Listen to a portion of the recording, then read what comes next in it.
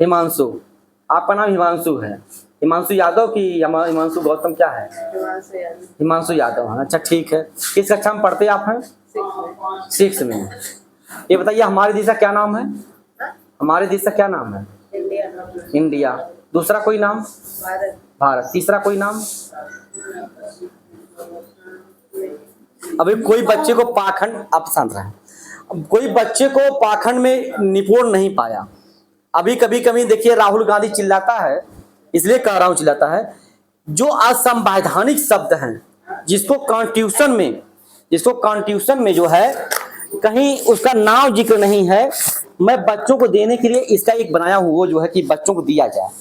ये संविधान है, एक छोटा प्रारूप बच्चों को देने के लिए बनाया हूं।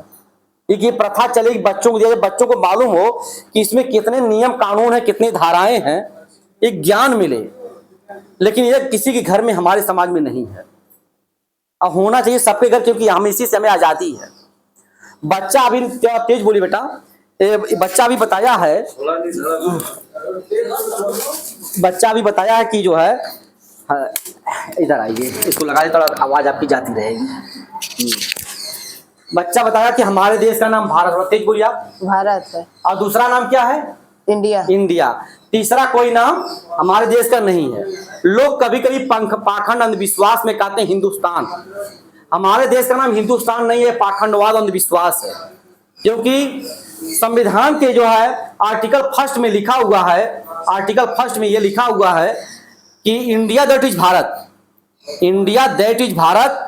भारत जो है हिंदी शब्द है, इंडिया इंग्लिश शब्द है, यही हमारे देश का नाम है, हिंदुस्तान नहीं है। अगर कोई हिंदुस्तान कहता है तो वही पाखंड और अंधविश्वास है। हिंदुस्तान से फिर हिंदू बनने लगता है, हिंदू में फिर नीच बनने लगता है, चारों वर्ण में आ जाता है, नीच बनता अपने से बनता है। तो इसलिए जो है शूद्र वाले शूद्र धर्म चला रहे हैं। और ये बताइए कि हमारे घर पे कोई नात रिश्तेदार आए, अब किसी बारात में गए हैं? नहीं गए, गए हैं ना बारात में? मड़ोड़ा बनता है ना। हमारे घर पे कोई अगर नात रिश्तेदार आता है, नात रिश्तेदार समझ रहे हैं ना, नात रिश्तेदार, मेहमान, मित्र, अगर कोई रिश्तेदार पहली बार हमारे घर आ रहा है तो उसका स्वागत मिठाई माला फूल से करेंगे कि लोढ़ा मूसर से करेंगे? मिठाई माला फूल से। देखिए बच्चों को मैंने सिखाया नहीं था। क्यों? हमारी महिलाएं क्या करती हैं, माताएं बहनें, लोढ़ा मूसर लेके पहले ही तैयार रहेंगे उससे। भैया एक मिनट, ये पहले ये कौन सिखाया, किसने बताया आपको लोढ़ा मूसर लेके तैयार हो? वो लड़का इंजीनियर है जो आपके घर दामाद बन के आ रहा है, डॉक्टर है, वैज्ञानिक है, मास्टर है, पढ़ा लिखा लड़का वो है, और उसको स्वागत किससे हो रहा है? लोढ़ा मूसर से। ये कौन सिखाया, किसने बताया? नहीं पता।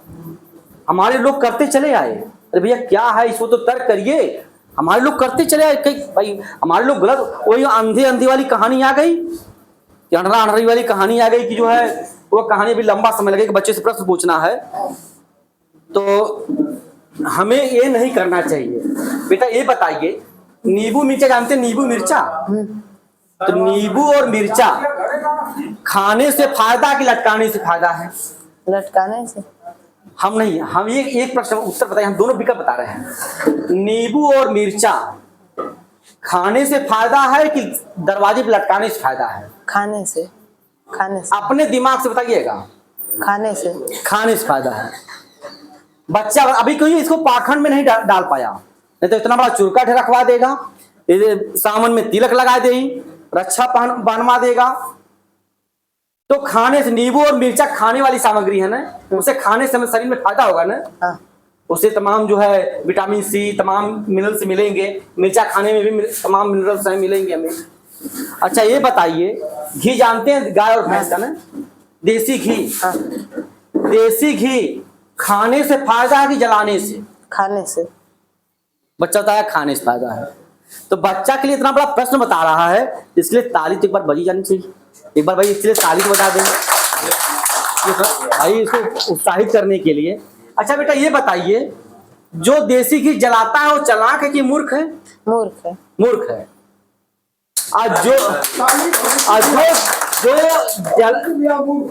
ये बताइए, जो देसी घी जलते हुए, देसी घी जल रहा है और लोग देखते हुए चले जाते हैं, देसी घी कोई जला रहा है, कोई देखते हुए जा रहा, कुछ नहीं बोल रहा है, वह मूर्ख की महामूर्ख है। महामूर्ख। वो महामूर्ख इसलिए महामूर्ख है कि वह देख रहा कि एक आदमी खाने वाली सामान जला रहा है, वहां रुक के बोल नहीं रहा है। बोलना चाहिए, तर्क करना चाहिए, तर्क करना चाहिए कि हमें जो है ये खाने वाली सामग्री क्यों जला रहे हो भाई। उसी पर हम बताए थे, इसी जलाने वाली चीज में बताए थे कि कोई अगर वस्तु जलाई जाती है तो उससे कार्बन डाइऑक्साइड निकलती है, तो हमें जलाने से नुकसान है। जब जला रहा तो कार्बन डाइऑक्साइड ले भी रहा है ना, उसके यहाँ से ऑक्सीजन कम हो रही है।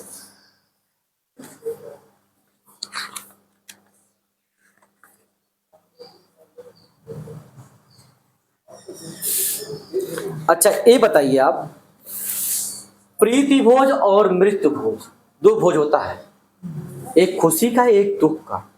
भोजन दो प्रकार के हैं। कहीं अगर भोजन करने जाते हैं मामा के यहाँ रिश्तेदारी में या कहीं पास पड़ोस में करने जाते हैं तो भोजन दो प्रकार का होता है। एक खुशी का जो भोजन होता है उसको कहते हैं प्रीति भोज, और जो मृत्यु का भोज होता है उसको तिरही कहते हैं, या तिरही बोलते हैं ना, कहीं कहीं खुर्सी बोलते हैं, तो तिरही। अब खुशी का भोजन यह है किसी घर शादी हो, बहू भोज हो, घर भोज हो, या बर्थडे हो, जन्मदिन हो, तो वह भोजन खुशी का भोजन होता है। भोजन दो होता है, एक खुशी का, एक प्रीति भोज, एक मृत्यु भोज। कौन सा भोजन करना चाहिए, कौन सा भोजन नहीं करना चाहिए? खुशी का करना चाहिए और वो दुखी का नहीं करना चाहिए। ये हमने नहीं बताया, ये हमने नहीं बताया कि खुशी दुख में किसी के घर जो है किसी की माँ रो रही है, किसी का पति मर गया, पत्नी रो रही है, उसके बच्चे रो रहे हैं, उसकी बच्चियां रो रही हैं, उसका सगा परिवार सब लोग रो रहा है, दुख में है। उसके घर हमें पूरी सब्जी खाने में कितना आनंद आता है। वो दुख का भोजन है, कभी नहीं करना चाहिए। किसी घर पे किसी का अगर किसी मेहमान के घर जाते हैं, नात रिश्तेदार घर जा रहे हैं, अगर वह एक्सीडेंट हुआ हो या तबीयत खराब हॉस्पिटल में है, उसके घर जल जलपान करिए, भोजन मत करिए। अगर भोजन करने की परिस्थिति होती है, अगर रात रुक रहे हैं तो मजबूरी है, अगर उनके घर रात में रुक रहे हैं तो भोजन शरीर के लिए कुछ करना पड़ेगा। अब रात नहीं रुक रहे हैं तो उनके घर भोजन मत करिए, दुख में किसी के घर। और जब पहला काम है तिरही कब खत्म होगी, जब आप मृत्यु भोजन जो है खाना छोड़ देंगे तो ऑटोमेटिक खिलाना भी छोड़ देंगे। पहले ये बताइए, हमारा देश भारत है ना, बताइए अभी आपने, हाँ। ये देश चलता कैसे है? हम चार विकल्प बता रहे हैं। ये हमारा देश भारत कैसे चलता है? विज्ञान, संविधान, गीता, कुरान, इससे चलता है। संविधान। संविधान से बच्चे को आ रहा थोड़ा सा जो है हिचक रहा है। हमारा देश संविधान से चलता है। जितनी भी भाषा मतलब प्रश्न होगा सब पर पास हो गया। ये बताइए कि जो हॉस्पिटल होता है ना, हॉस्पिटल जो है कैसे चलता है? विज्ञान, संविधान, गीता, कुरान कैसे चलता है? विज्ञान से। विज्ञान चलता है। हॉस्पिटल विज्ञान से चलता है। आप जान रहे हैं जो लड़का विज्ञान पढ़ेगा वही जो डॉक्टर बनेगा, डॉक्टर ही हॉस्पिटल चलाता है, यही है। ये बताइए, हम यहाँ से अब कार्यक्रम करके घर जा रहे हैं, रास्ते में हमारा एक्सीडेंट हो गया। आपने सुना कि जो आए थे यहाँ पे अंकल जो है उनका रास्ते में एक्सीडेंट हो गया, आप दौड़ के भाग के वहाँ गए। वहाँ जब गए घटनास्थल पहुँचे आप, वहाँ पे जाके जो है हमको आप कहाँ लेके जाएंगे? मंदिर, मस्जिद, हॉस्पिटल, गिरजाघर, कहाँ? हॉस्पिटल। हॉस्पिटल में, मंदिर नहीं जाएंगे? मंदिर में किसी देवी देवता को मनौती मांगेंगे नहीं ठीक हो जाएंगे हम? मंदिर में जाएंगे? बोलिए बोलिए। मंदिर में पहले हॉस्पिटल में जाएंगे, क्योंकि अगर आपको चोट लगी होगी तो ट्रीटमेंट होगा। जी सही। हॉस्पिटल ले जाएगा बच्चा। जब इस बच्चे को बड़ा धीरे धीरे होता है, शादी विवाह होगा तो पाखंड में रच दिया जाएगा, तभी पाखंडी बन जाएगा। तो पाखंड से छोड़ना, अब इस किसी कोई घर पे आके इसको पाखंडी नहीं बना पाएगा। इसको पाखंडी हम लोग स्वयं बनाए, स्वयं बनाते हैं। नहीं हंसे की बात थोड़े हो, जो माई बाबू के करत देखी वही चीज सर जी उस बच्चों को सिखाए हैं, वो अपने से बोल रहा है ना। जी जी हाँ, जो सही है वो बोल रहा है। अब विज्ञान कर दे, सब विज्ञान कर देना। ये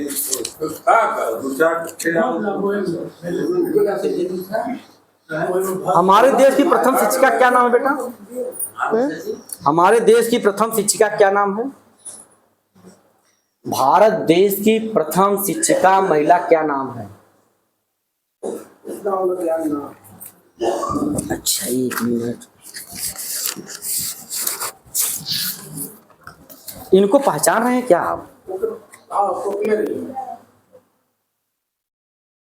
कौन है? अच्छा, आप लोग तो पहचान रहे हैं, आप लोग बताइए। अरे यार पहचान नहीं, ये महिला के बतावे लोग चचा। नहीं, आप लोग में तो कुछ लोग पहचान रहे हैं। सावित्रीबाई फुले। आज इनकी देन है कि आप लोग यहाँ बैठी हैं। भारत देश की प्रथम जो है शिक्षिका अगर हैं तो सावित्रीबाई फुले, एक फोटो और है फातिमा शेख का। यह जो है भारत देश में जो है 13 वर्ष में इनकी शादी हुई थी। उस समय जो है हमारा देश गुलामी के था, जो मनुवादियों का चल रहा था व्यवस्था। 13 वर्ष में शादी हुई, 18 साल होते होते इन्होंने पहला स्कूल खोल दिया। अब बात आ गई कि इनको कौन पढ़ाया? इनको इनके पति ने पढ़ाया। जात के माली थे। जब इन्होंने अपने पत्नी को पढ़ाया, इनके पिताजी ने, कुछ ब्राह्मण इनके घर आए, कहे आपके घर धर्म भ्रष्ट हो रहा है, महिलाओं को शिक्षा देने का अधिकार नहीं है, यह धर्म भ्रष्ट कर रहा है आपका लड़का, इसको घर से बाहर निकाल दीजिए, नहीं तो आपके हाथ का माला फूल हम लोग नहीं लेंगे। तो उनके पिता जो है, इनके पिता ने जो है इनको घर से बाहर निकाल दिया, कहा तुम्हें हमारे घर में रहने की कोई जरूरत नहीं है, तुम धर्म भ्रष्ट कर रहे हो। तो आज तो लोग हमारी बातें सुन रहे हैं, पहले हमारी बात नहीं कोई सुनता था। अब कहीं कहीं तो लड़ने वाली कोई दम नहीं अभी है, क्योंकि दूसरे स्टेट में रहते हैं तो कोई अभी लड़ने की हिम्मत नहीं है।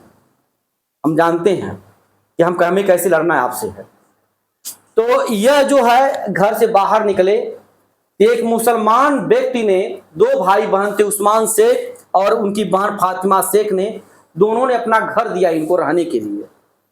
इन लोगों को रहने के लिए उन लोगों ने अपना घर दिया। बताइए वो मुसलमान पड़ा हुआ, कौन पड़ा हुआ?